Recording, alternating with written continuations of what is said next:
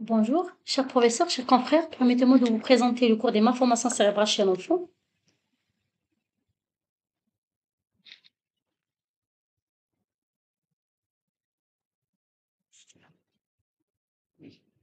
Pour ce faire, nous allons suivre le plan suivant. Après une brève introduction, nous allons aborder le rappel embryologique et du développement du système nerveux central, les moyens d'imagerie et la classification des différentes malformations cérébrales selon leur localisation au niveau de l'étage sus- et sous-tentoriel. Nous allons ensuite citer les malformations dues à une anomalie de la croissance cérébrale et enfin les lésions destructives avant de conclure. Donc, les malformations cérébrales sont assez fréquentes et de gravité variable, secondaires à une altération du développement cérébral pendant la vie intra-utérine et peuvent être isolées ou survenant dans le cadre d'un syndrome polymalformatif. Donc, le diagnostic de ces malformations est posé soit en anténatal ou devant un contexte malformatif ou encore devant des signes neurologiques tels un retard mental ou des convulsions. L'imagerie joue un rôle important dans le diagnostic positif, surtout anténatal, dans le bilan lésionnel à la recherche d'associations malformatives, dans l'évaluation du pronostic et également dans la décision thérapeutique.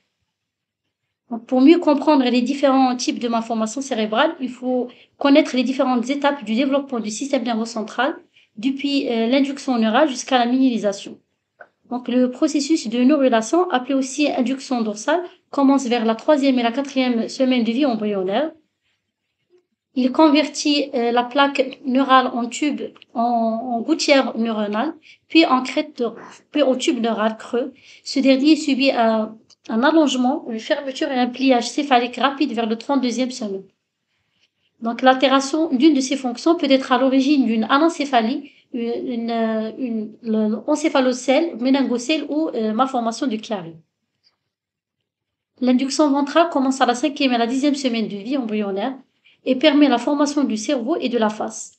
Donc, le tube neural forme 3 vésicules, le prosencéphale qui est constitué du télencéphale, qui comporte lui-même les hémisphères cérébraux, le putamen et le noyau caudé, le diencéphale et qui comporte le pallidum, l'hypothalamus et le thalamus, le mésencéphale et le rhodoncéphale constitués du cervelet, le pan et du bulbe.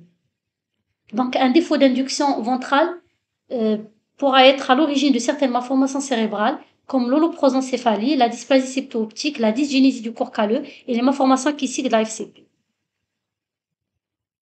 La prolifération et la différenciation neuronale se déroulent entre la 7e et la 16e semaine de vie embryonnaire, donc aboutissant à 3 couches qui sont de dedans en dehors, la matrice correspondant à l'épendyme, la zone intermédiaire correspondant à la substance blanche et la plaque corticale externe correspondant au cortex cérébral.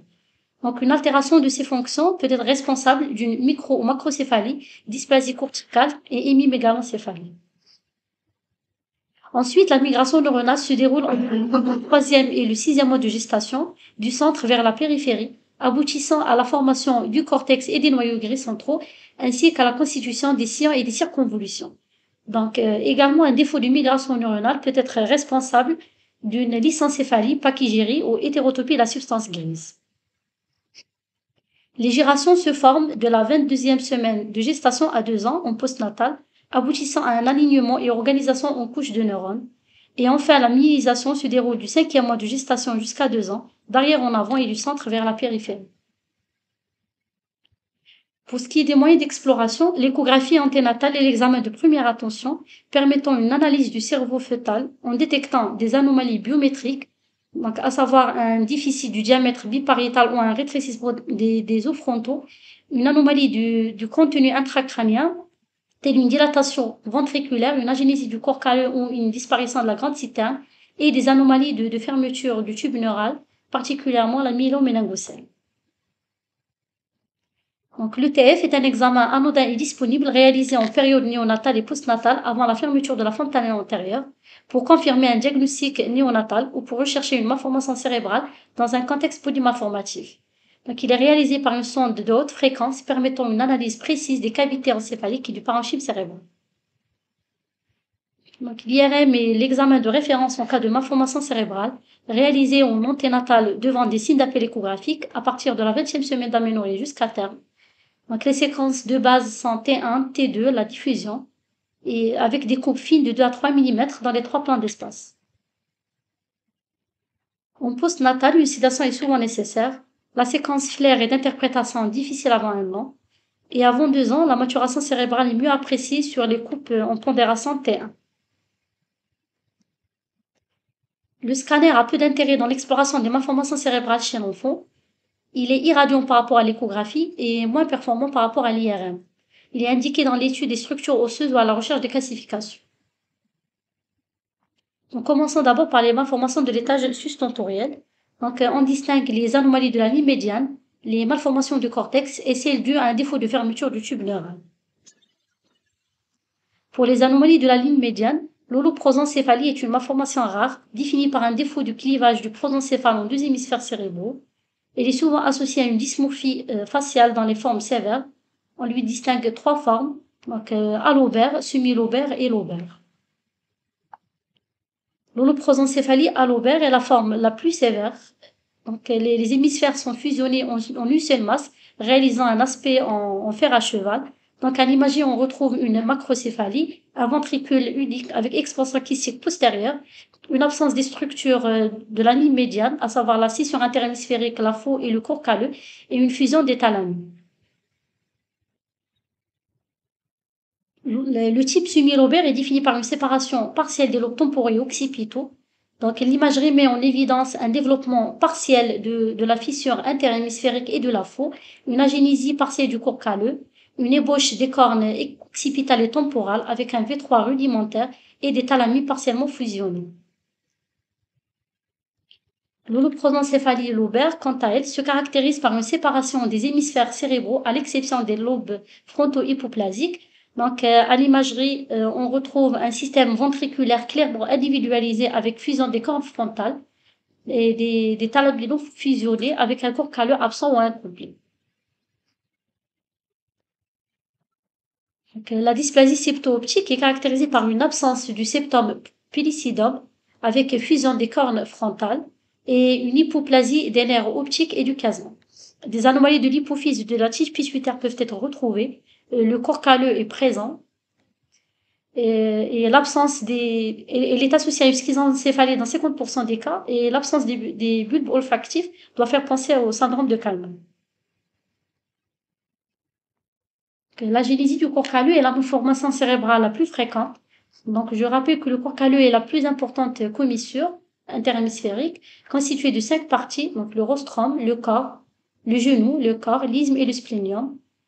Donc, l'agénésie peut être isolée ou associée à d'autres malformations et peut être partielle ou totale. Donc, l'agénésie totale du corps calleux se traduit sur le plan radiologique par une absence de visibilité du corps calleux sur une coupe sagittale médiane, une déformation des cornes frontales en cornes de taureau avec une ascension du V3, une colpocéphalie et une disposition radiaire des sillons cérébraux internes. La génésie partielle du corps calleux est un défect d'une partie du corps calleux. Donc, cette coupe sagittale du cervice montre une agénésie partielle de la partie corporelle du corps calleux associée à une dilatation des cornes occipitales. Donc, passons aux malformations du cortex. La lysencéphalie est un trouble de giration avec une surface cérébrale lisse et un cortex anormalement épais, subdivisé en 2 types. Donc, l'agyrie, qui est une lysencéphalie complète, caractérisée par un cortex épais avec une absence complète des sillons et des circonvolutions avec des vallées sylviennes larges. La pachygyrie est une lysencéphalie incomplète où le cortex est épais avec présence de quelques circonvolutions et des sillons larges et peu profonds. Dans la polymicrogérie, les circonvolutions sont petites et nombreuses, séparées par des sillons peu profonds. La troisième malformation du cortex est la schizoencéphalie, qui est une fente intraparenchymateuse bordée de cortex pouvant être normale ou polymicrogérique. Donc, on distingue 2 types. Donc, la schizoencéphalie à fente fermée, où les lèvres sont fusionnées, et la schizoencéphalie à fente ouverte, se présentant par une cavité faisant communiquer le ventricule avec des espaces sous-arachnoïdiens contenant du SR.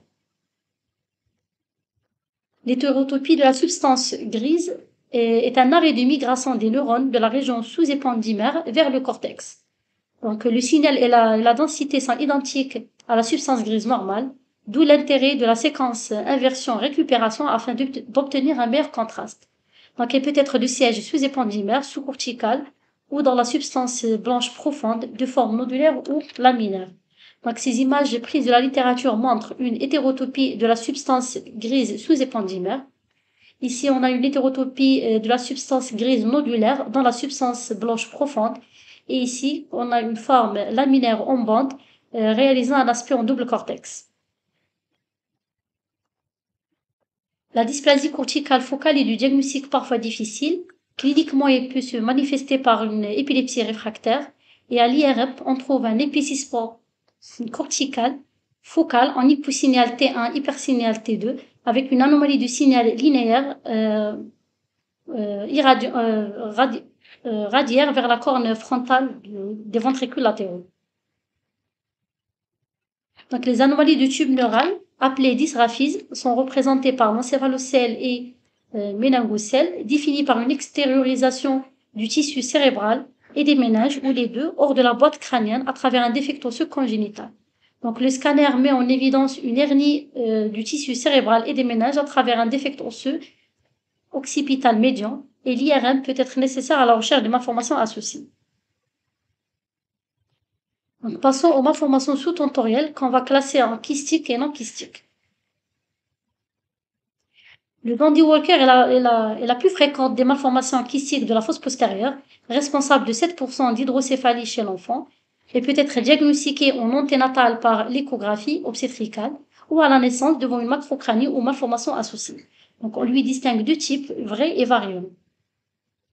La triade radiologique caractéristique du type vrai comprend une hypoplasie vermienne avec une rotation céphalique du vermis et une dilatation kystique du V4 ouvert postérieurement, avec un élargissement de la fosse cérébrale postérieure, une ascension du torculaire et de la tente du cervelet. Donc, les hémisphères cérébraux sont refoulés latéralement par la dilatation ventriculaire et une hydrocéphalie sustentorielle est quasi constante. Donc, la forme variante se caractérise par une hypoplasie vermienne inférieure isolée. Le kyste arachnoïdé est une malformation des méninges correspondant à une collection liquidienne entre les feuilles de l'arachnoïde. Sur le plan radiologique, elle se présente sous forme d'une lésion kystique bien circonscrite à parois fines de la FCP, ne communiquant pas avec le V4 ni avec les espaces sous-arachnoïdiens et exerçant un scalloping sur l'os occipital. Donc, l'aspect fermé du V4 et l'absence d'anomalies vermiennes et des hémisphères cérébelleux le différencient du Dandy Walker. Une hydrocéphalie et une surélévation de la tente du cervelet peuvent être présentes si le kyste arachnoïdien est de grande taille. Donc, à l'IRM, la séquence de diffusion permet de le différencier du kyste épidermoïde qui flash en diffusion, contrairement au kyste arachnoïdien où on n'a pas de restriction de la diffusion. Donc, le kyste de la poche de Blake est une dilatation kystique du V4 ne communiquant pas avec les espaces sous-arachnoïdiens, le plus souvent associé à une hydrocéphalie tétraventriculaire, une surélévation de la tente du cervelet mais pas du torculaire. L'absence d'anomalies vermiennes ou cérébelleuses ou de malformations associées élimine les autres diagnostics différentiels. La méga-grande citerne est une variante anatomique définie par un élargissement de la grande citerne sous-arachnoïdienne de plus de 10 mm de son diamètre antéro-postérieur, n'exerçant pas de scalloping sur l'os, donc sans effet de masse ni dilatation du V4. Donc la tente du cervelet est d'insertion normale. Arnold-Chiari est une malformation non kystique sous-tentorielle, mieux caractérisée par l'IRM, qui est adaptée à l'étude de la FCP et permet de rechercher les signes de mauvaise tolérance, à savoir une hydrocéphalie, une compression bulbomédulaire et une syringomyélie. La TDM est indiquée pour l'analyse des structures osseuses. Donc on lui distingue trois types. Le type 1 est découvert surtout chez l'adolescent et l'adulte jeune, défini par une ptose congénitale des amygdales cérébelleuses dans le canal cervical à travers le foramen de Magnum, et donc une distance entre le bord inférieur des amygdales et le tronc occipital supérieure à 5 mm. Dans ce type, le V4 est en place et le vermis est d'aspect normal. Une syringomyélie de la moelle cervicale est fréquente.